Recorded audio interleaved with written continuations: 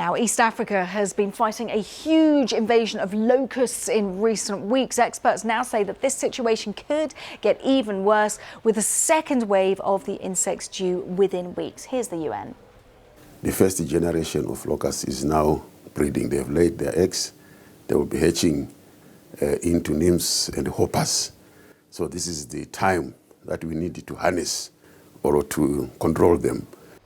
Well, experts say that the number of insects could grow 500 times by June. It's due to the rate at which these things breed. That's a huge increase on an already massive number of insects that are swarming across the region. Let's just have a look at Kenya, which is really suffering the worst locust infestation in 70 years. Around 70,000 hectares of land has already been destroyed. This neighbouring Uganda, the locusts are in 8 different countries in East Africa altogether, after they in fact crossed the Red Sea from Yemen at the end of last year. And the programme's not just in the Middle East, this spread to Asia. These are images from Pakistan, where an emergency was declared just earlier this month. Well, those images that we saw in Pakistan, well, there were reports today that China was planning to send around 100,000 ducks across to Pakistan to eat their way through that swarm of locusts. I've got to say, a great story, but in fact it's not actually true, as confirmed by Professor Zhang Long from the China Agricultural University,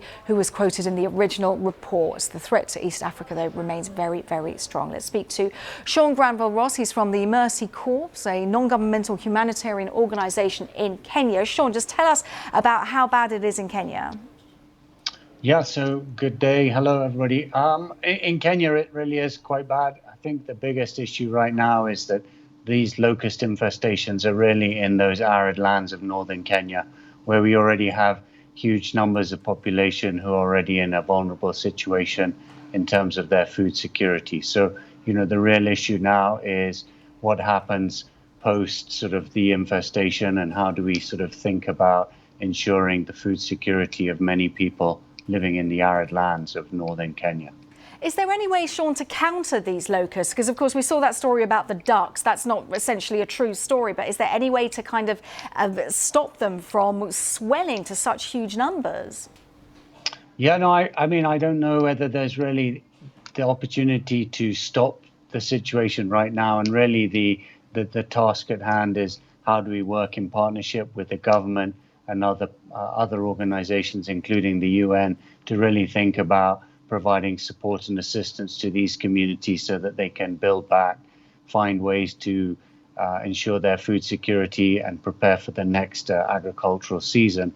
And then perhaps more importantly, thinking longer term, how do we work with the relevant governments, scientific institutions to allow for better preparedness, better monitoring, and in order to allow us to tackle the situation before it gets to where we are today.